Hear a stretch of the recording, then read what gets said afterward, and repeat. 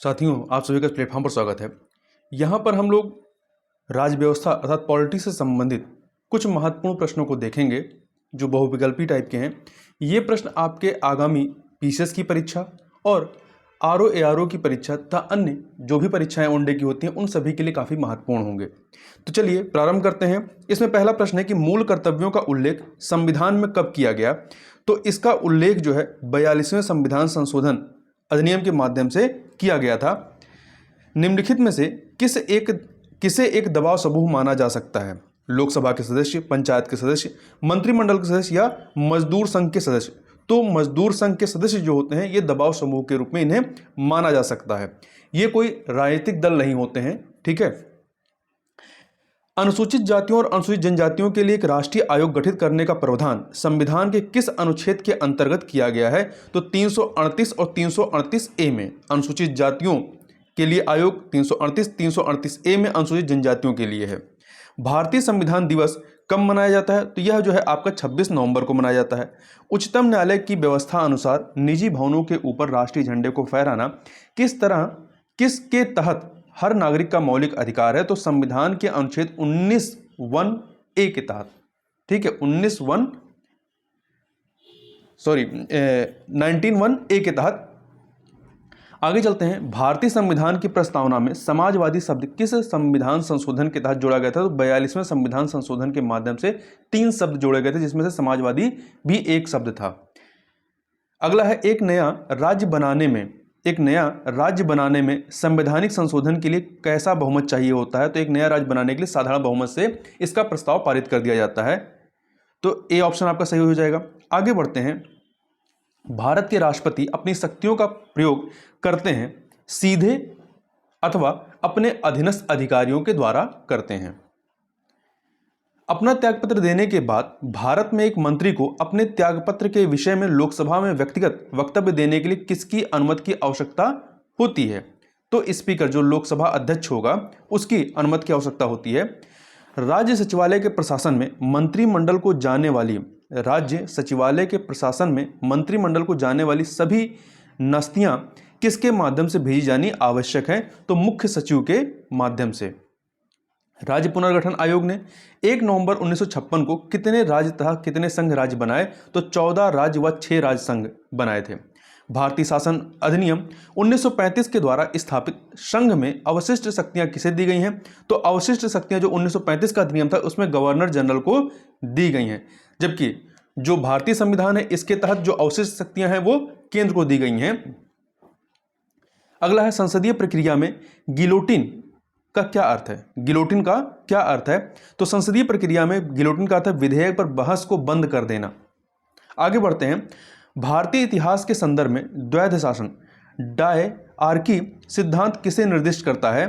तो यह जो है प्रांतों के प्रत्यायोजित विषयों का जो 2 प्रवर्गों में विभाजन होता है, आरक्षित और अनारक्षित विषय, उनके संबंध में है।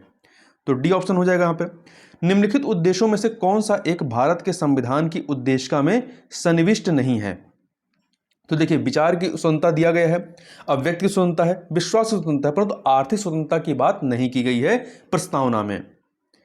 आगे बढ़ते हैं। लोकतंत्र का उत्कृष्ट गुण यह है कि वह क्रियाशील बनाता है। किसे? कार्यपालक नेतृत्व को सशक्त बनाने वाली पद्धतियों को क्रियाशील बनाता है। तो यहां पे बी हो जाएगा। अगला है संसदीय स्वरूप के शासन का प्रमुख लाभ यह है कि, कौन सा लाभ है? तो ये जो 4 ऑप्शन है इसमें देखिए, कार्यपालिका विधानमंडल के प्रति उत्तरदायी बनी रहती है। संसदीय स्वरूप के शासन का प्रमुख लाभ यह है कि कार्यपालिका जो है वो विधानमंडल के प्रति उत्तरदायी बनी रहती है। अगला है भारत के संविधान के निर्माताओं का मत निम्नलिखित में से किसमें प्रतिबिंबित होता है? तो 4 ऑप्शन देखिए, इसमें उद्देश्य का, मूल अधिकार, राज्य की नीति निषेधता तो और मूल कर्तव्य। तो इसमें जो उद्देश्य का जो प्रस्तावना है इसमें संविधान के निर्माताओं का जो मत है वो प्रतिबिंबित होता है। तो ए ऑप्शन हो जाएगा। समाज में समानता के होने का एक निहितार्थ यह है कि उसमें विशेषाधिकारों का क्या होना चाहिए? अभाव है। समाज में समानता के होने का एक निहितार्थ यह है कि उसमें विशेषाधिकारों का अभाव है। आगे बढ़ते हैं। स्थानीय स्वशासन की सर्वोत्तम अवधारणा यह दी जा सकती है कि, क्या दी जा सकती है? लोकतांत्रिक विकेंद्रीकरण का। ठीक है, स्थानीय स्वशासन क्या है? ये लोकतांत्रिक विकेंद्रीकरण का एक माध्यम है। भारत में मताधिकार और निर्वाचित होने का अधिकार किस प्रकार का अधिकार है? तो ये संवैधानिक अधिकार है। ठीक है, कैसा अधिकार है? संवैधानिक अधिकार है। भारत के संविधान के किस अनुच्छेद के अनुसार राज्य के राज्यपाल के द्वारा मुख्यमंत्री को नियुक्त किया जाता है? तो आर्टिकल 164 के तहत, 164 के तहत। ठीक है, राज्यपाल के द्वारा मुख्यमंत्री को नियुक्त किया जाता है। 164 में ही क्या है? मंत्रियों के बारे में अन्य उपबंध भी दिया गया है। जबकि 163 में क्या है? राज्यपाल को सहायता और सलाह देने के लिए मंत्रिपरिषद का प्रावधान है। 165 में राज्य के महाधिवक्ता की बात है और 166 में राज्य की सरकार के कार्य के संचालन के बारे में है। अगला है, निम्नलिखित में से किस समिति या आयोग ने न्याय पंचायतों के गठन की सिफारिश की थी? अशोक मेहता समिति ने की थी। ठीक है, किसने की थी? अशोक मेहता समिति ने की थी। न्याय पंचायत, यहां पंचायतों की बात नहीं हो रही, न्याय पंचायतों के गठन की सिफारिश किसने की थी? अशोक मेहता समिति ने। भारत सरकार अधिनियम 1919 ने निम्नलिखित में से किसको स्पष्ट रूप से परिभाषित किया है? तो यह केंद्रीय एवं प्रांतीय सरकारों की जो अधिकारिता का प्रावधान है वो आपके भारत सरकार अधिनियम 1919 में दिया गया है। भारत में संसदीय प्रणाली की सरकार है क्योंकि मंत्रिपरिषद जो है यहां पे काफी फेडेड है। मंत्रिपरिषद लोकसभा के प्रति उत्तरदायी होती है, इसलिए कहा जा सकता है कि भारत में संसदीय प्रणाली की सरकार है। आगे बढ़ते हैं, निम्नलिखित में से कौन भारत के संविधान का अभिरक्षक, कस्टोडियन होता है? तो जो भारत का उच्चतम न्यायालय होता है, सुप्रीम कोर्ट, ये भारत के संविधान का कस्टोडियन होता है या अभिरक्षक होता है। भारत की प्रभुता, एकता और अखंडता की रक्षा करें और उसे अक्षुण्ण रखें, यह उपबंध किसमें दिया गया है, किसमें किया गया है? तो यह उपबंध जो है आपका मूल कर्तव्य में है। किसमें है? मूल कर्तव्य में है, डी ऑप्शन।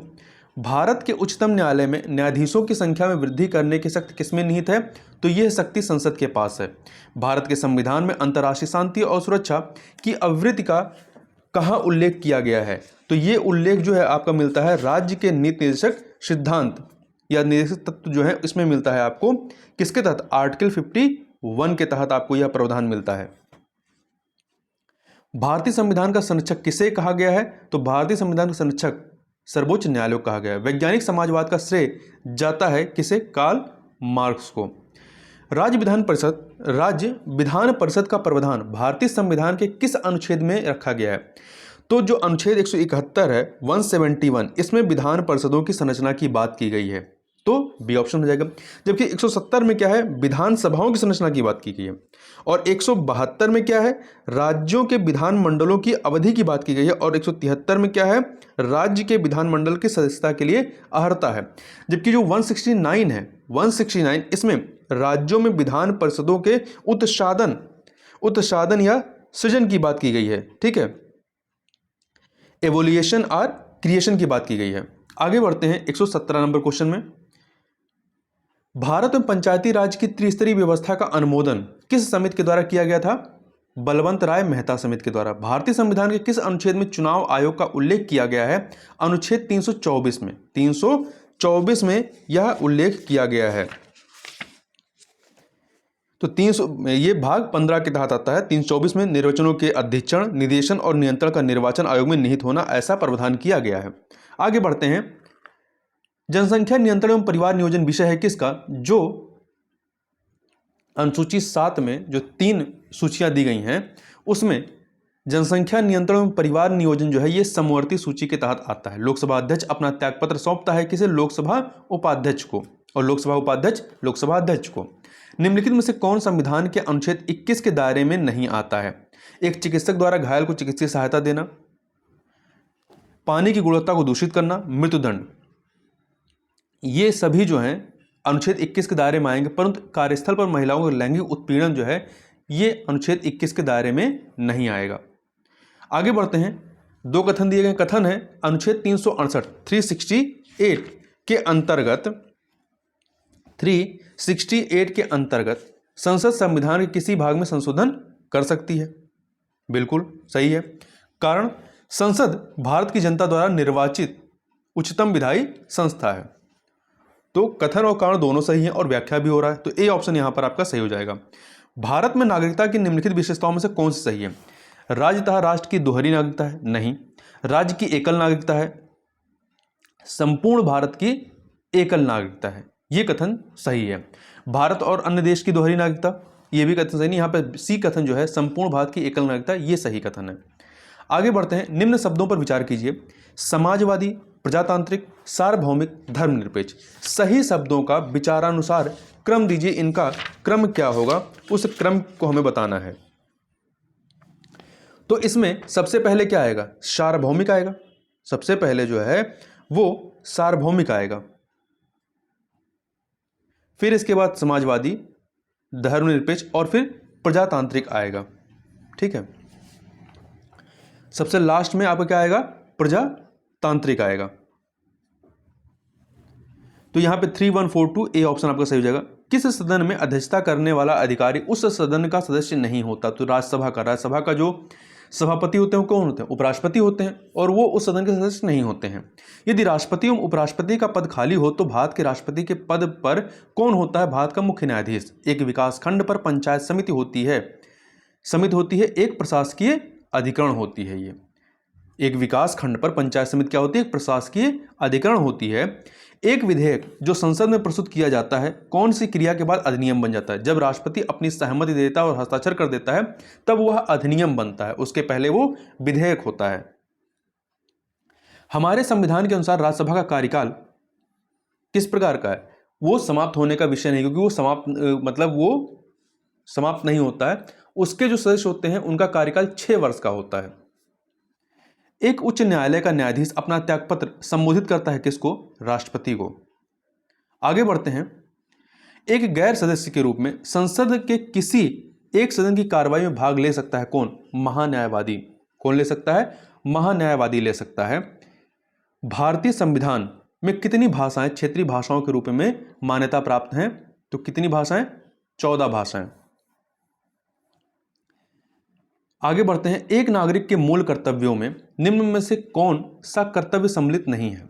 तो देखिए, मूल कर्तव्यों की बात है, इसमें प्राकृतिक पर्यावरण की रक्षा और उसका संवर्धन करना, ये आपका मूल कर्तव्य है, मौलिक कर्तव्य है।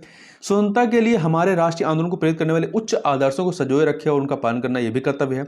वैज्ञानिक दृष्टिकोण, मानवतावाद और ज्ञानार्जन तथा सुधार की भावना का विकास करना, ये भी जो है कर्तव्य है। परंतु अस्पृश्यता मिटाने की ओर प्रयास करें, ये कर्तव्यों के तहत नहीं आता है, मूल कर्तव्यों के तहत नहीं आता है। तो सी ऑप्शन। शिक्षा जो प्रारंभ में राज्य सूची का विषय था उसे समवर्ती सूची में स्थानांतरित किया गया 42वें संविधान संशोधन के माध्यम से। डॉक्टर BR अम्बेडकर की अध्यक्षता में संविधान सभा की प्रारूप समिति में कितने अन्य सदस्य थे? यहाँ पे अन्य सदस्य की बात हो रही है। अध्यक्ष के अलावा जो अन्य सदस्य थे 6 थे, और कुल सदस्यों की बात करेंगे अध्यक्ष सहित तो 7 थे, जिसके अध्यक्ष डॉक्टर BR अम्बेडकर थे।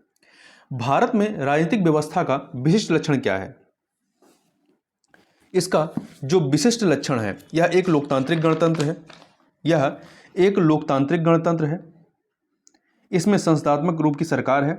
सर्वोच्च सत्ता भारतीय जनता में निहित है। यह एकीकृत शक्ति का प्रावधान करती है। तो यहां पे आपका बी ऑप्शन जो है, बी ऑप्शन, इसमें संस्थात्मक रूप की सरकार है, यह सही होना चाहिए। तो इस प्रकार से यहां पर हमने इन प्रश्नों को देखा। तो इस वीडियो में बस इतना ही। मिलते हैं नेक्स्ट वीडियो में, तब तक के लिए बहुत बहुत धन्यवाद।